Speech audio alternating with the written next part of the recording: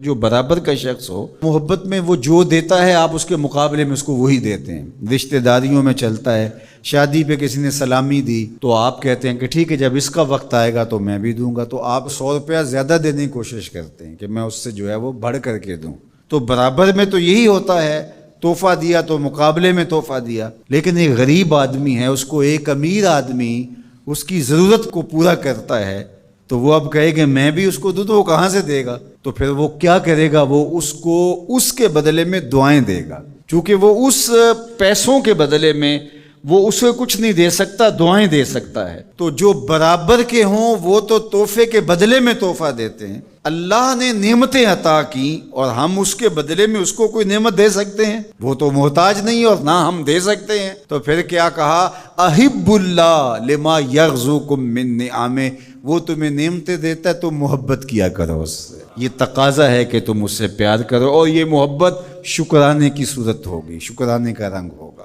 اس نے تمہاری محبت کے بغیر تم سے محبت کی، تمہیں تخلیق کیا، تمہارے مطالبے کے بغیر تم کو نعمتیں دی، اب تم سے کہا کہ تم بھی اب پیار کرو۔ اب جب تم پیار کیا تو یہ اس کا بدلہ کیا ٹھہرا؟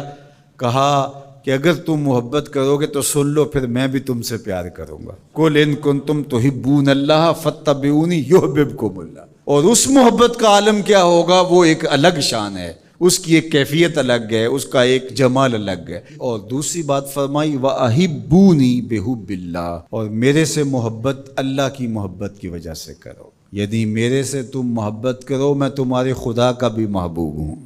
تو اللہ کی محبت کا نتیجہ اور اللہ کی محبت کا تقاضا یہ ہے کہ تم مجھ سے محبت کرو، اور حضور کی محبت امت پر لازم اور ضروری ہے، عقلاً بھی اور شرعاً بھی۔ فطرت بھی اس کا تقاضا کرتے کہ حضور سے محبت کی جائے۔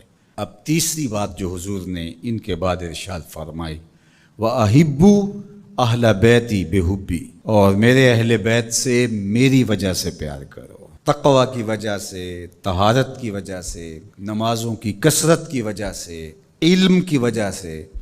بہت ساری خوبیاں ہیں جس کی وجہ سے لوگ لوگوں سے پیار کرتے ہیں، صالحیت کی وجہ سے پیار کیا جاتا ہے۔ یہ خوبیاں تو کسی میں بھی ہوں، آپ اس سے پیار کریں گے؟ وہ حبشی نے یاد ہو، اس سے بھی پیار کریں گے؟ میرے زمانے سے صدیوں بعد کے زمانے میں پیدا ہونے والا ہو، اچھی خوبیوں کا حامل ہو، اس کے تقوی کی وجہ سے، اس کی طہارت کی وجہ سے، اس کی شرافت کی وجہ سے آپ اس سے پیار کریں گے؟ کیوں نہیں کریں گے؟ لیکن میں جو تمہیں اپنے اہل بیت سے محبت کرنے کا درس دے رہا ہوں وہ صرف اس لیے کہ وہ میری اولاد ہے، میری نسل ہے، میرے اہل بیت ہیں۔ اللہ اکبر! چونکہ محبت تقاضا کرتی ہے کہ محبوب کی نسبتوں کا بھی احترام کیا جائے۔ کلو منسوب الی محبوب محبوب، عربی کا ایک مقولہ ہے، ہر شے جو محبوب سے منسوب ہو وہ بھی محبوب ہوتی ہے۔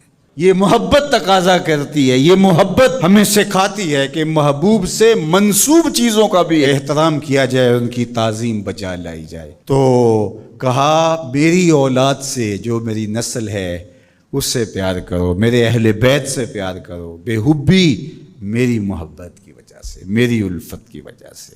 اس لیے علماء نے اس حدیث کی شرح میں لکھا کہ حضور کی اولاد سے محبت علامت ہے حضور علیہ الصلوۃ والسلام سے محبت کی، اور حضور علیہ السلام کی محبت علامت ہے اللہ تعالیٰ کی محبت۔ کوئی اللہ سے محبت کا دعویٰ کرتا ہے اور رسول کریم کی محبت اس کے سینے میں موجود نہیں ہے تو پھر یہ طے شدہ ہے کہ اس کی اللہ کی محبت قابل قبول نہیں ہے اور ناقص ہے، ہو ہی نہیں سکتا۔ اور اگر کوئی حضور علیہ السلام سے محبت کرتا ہے اور حضور کی اہل بیت سے محبت نہیں کرتا تو پھر سمجھ لو حضور علیہ السلام کے ساتھ اس کی محبت محض ایک ڈھونگ ہے، اپنے آپ کو منوانے کے لیے حضور کی محبت کا ڈھونگ رچا رہا ہے۔ حقیقی محبت حضور کے ساتھ اس کو ہو ہی نہیں سکتی اگر حضور کی اطرت کے ساتھ محبت، حضور کی اولاد کے ساتھ محبت نہیں ہے۔ اور اسی طرح یہ بات بھی سمجھ لیں کہ حضور کے اصحاب سے محبت یہ تقاضا ایمان ہے۔ اگر صحابہ کا ذکر قلب کی تکلیف کا سبب بنتا ہے اور طبیعت میں گھٹن پیدا ہوتی ہے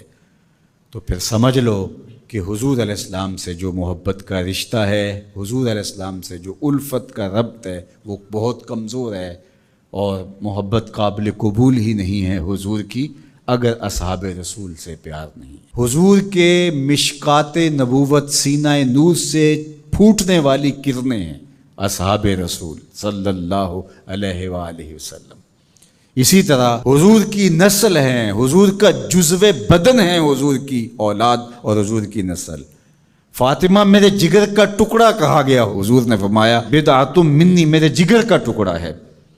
اور حسنین کریمین کے لیے حضور نے کہا کہ یہ میرے بیٹے ہیں، ابنی ھذا سید، یہ میرا بیٹا ہے۔ حضور علیہ الصلوۃ والسلام کی نسل حضور کی شہزادی حضرت سیدہ زہرا پاک سلام اللہ علیہا کی طرف سے جاری ہوتی ہے، اور حضور کی اولاد ہے، اور حضور نے ان کو اپنا بیٹا قرار دیا، اپنے سبط قرار دیا، اور ان کو حضور سونگتے تھے، چومتے تھے۔ اللہ اکبر، ان کے گلے چومتے، پیشانی چومتے۔ اور حضرت امام حسین رضی اللہ تعالی عنہ کے لیے تو جو پیار زمانے نے دیکھا وہ تو ایک انوکھا پیار تھا۔